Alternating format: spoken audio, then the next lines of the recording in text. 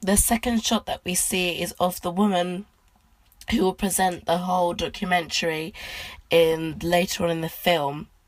I think this is very important that she's the first one to be shown because it shows that she's the most important. There is a reason why the director has chosen to put her as the first character to be introduced to the audience. The mise en scène of the shot is quite. It looks like quite a normal student home, but the furniture is not very expensive. It's very clean, tidy, so it suggests that she's a very focused professional individual that wants to find out what's happened in the town. The cinematography is that it's shaky and handheld camera because all of the movie is shot with a like a handheld camera. There is close-ups. There is a. It starts as a medium close-up, and then it starts as a close-up of her face, and then it zooms out to a medium close-up at eye level. So I think this shows that this documentary. I think this shows that this film that they're doing is meant to be like a vlog almost of what's happening. So it's not meant to be like the audience are not part of it. It's meant to be like the audience are part of the Blair Witch Project. The editing is straight, clean cut. It's not meant to emulate like a movie. It's meant to be like a vlog, basically, like a home video. That's the kind of style they went for. That's the kind of style that Sanchez went for. The sound is just diegetic dialogue that is spoken for the main character, and the non-diegetic with the cameraman's response because we can't see him on screen. The performance is she's just very excited and very bubbly to be doing this project because she's put so much research and time into it. The third shot is of 3/4 books that the character explains in the shot as something to do with the subject of the film they're going to make. One of them is particularly old, and she says that that's a very important book, and we can see that by how old it looks. So Sanchez, the director, purposely made it look old, so you know that's the most important book. I said that maybe the upside down book of how to stay alive in the woods is upside down because maybe that's foreshadowing or foreboding that the story does not end well for the characters and they do not survive in the woods. The cinematography is close up, handheld, high angle, kind of looking down towards the books. And the editing is straight cut again. They want to make it look as like a home movie, like a behind the scenes kind of thing. The sound is just the characters talking about the books, about what they're going to use it with, and so on and so forth. The performance is that the characters are quite relaxed and they're quite zealous and eager to be doing a report on this, especially the woman who we first saw in the first shot.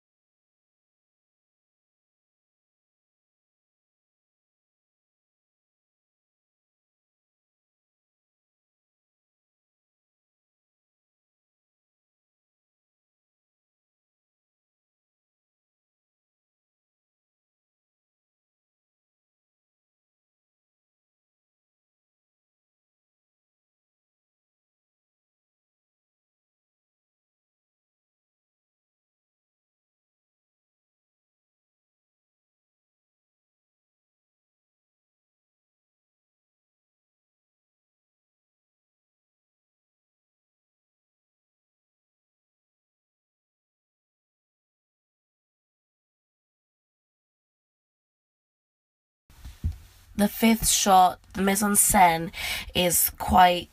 You could see that this person has packed. It's a quick flash of a really full packed car. It looks like an old 90s car, really. You can see maybe that these people are students based on that, and they don't have a lot of money.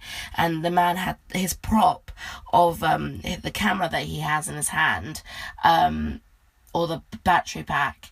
You can see that he borrowed that, so we can infer that as an audience member that he doesn't have a lot of money. They didn't have a lot of money to make this, but it's like they're so interested in the subject that they go out and find it. The cinematography is a medium shot from kind of over the shoulder, but a little bit towards the front of his face. You see the side profile. Again, eye level. Most of this is eye level. It's straight cut. The dialogue is to implant into the audience mind that they really want to record it, and they kind of stole the camera, as I've said. The performance, he's preparing the camera to capture all of the action. The body is turned away from the camera.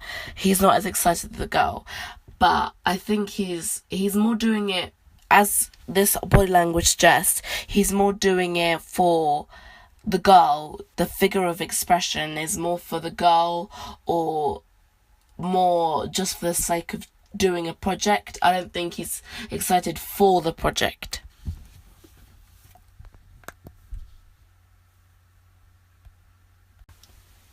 In the sixth shot, we start to see the camera surroundings more. We see more of the setting under the mise en scène. We see more of the outside neighborhood and how lovely it is, and it's kind of, Sanchez is kind of suggesting, why would you leave this place to go into the woods, some dangerous place? They cause themselves a disruption in the narrative.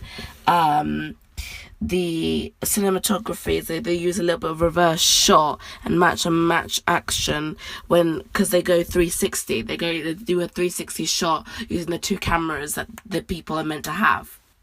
And that's a prop as well. They have two cameras.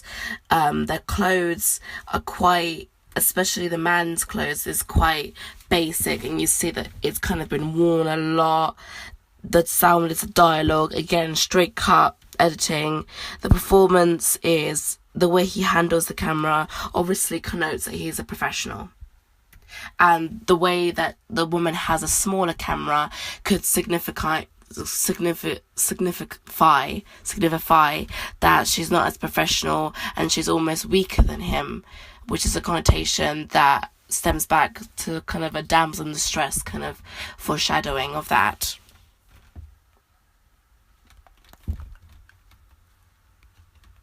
The seventh shot is basically the same as the sixth. It's just a reverse of it. This time it's in black and white, and it's going in 360. Maybe shows the naivety and the unprofessionalism of them. You know, they think that they're being very professional by doing this report, but actually they're being really naive. The mise en scène is the same as the last shot because it's the reverse shot. Editing is straight cut. The dialogue is the sound, isn't the diegetic sound. The performance, she's happy, she's holding a small camera. Basically the same thing as I said in the last shot. The eighth shot is when we actually really see in detail the other character's face, the camera guy's face.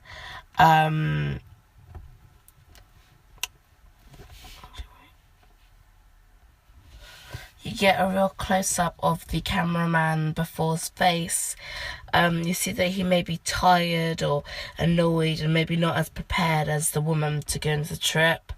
We see inside the house again, really see parts of the kitchen and a little camera tripod in the back. It's a medium shot. It's mildly shaky this time, maybe because the person's meant to be resting at home, so that's why it's mildly shaky. Again, it's eye level. It's meant to be quite interactive. It's meant to feel like you're there, editing again, straight cut, more dialogue, and the performances. They are talking about the next character they're going to see in the next shot. This is the time that you really see what they're wearing in detail. He's wearing quite neutral clothes, like greens and greys. So that really suggests to me that he's quite an outdoorsy person. He doesn't really care about fashion or anything like that. He's just doing it for comfortability reasons.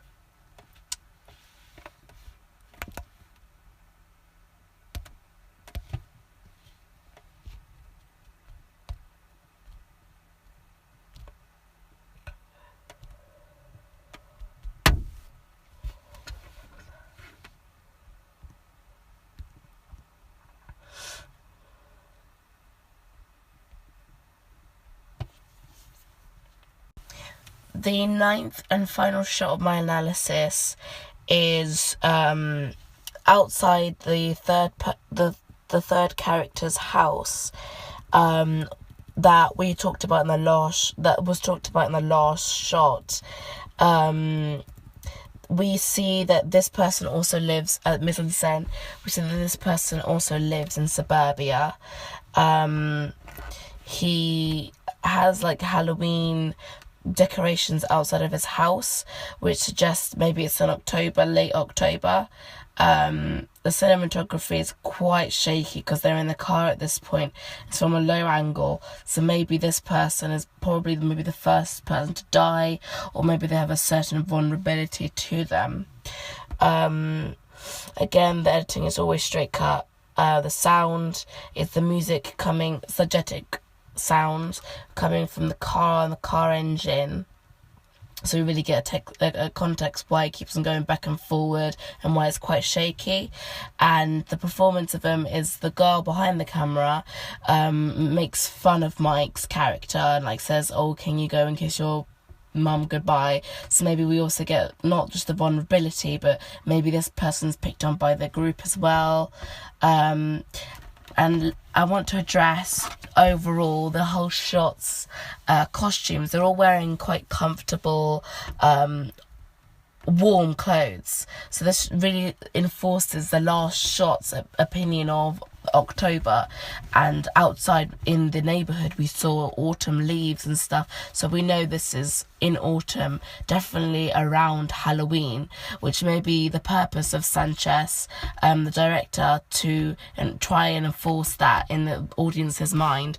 He wants the audience to know that it is nearly Halloween and they're going to go look for the Blair Witch.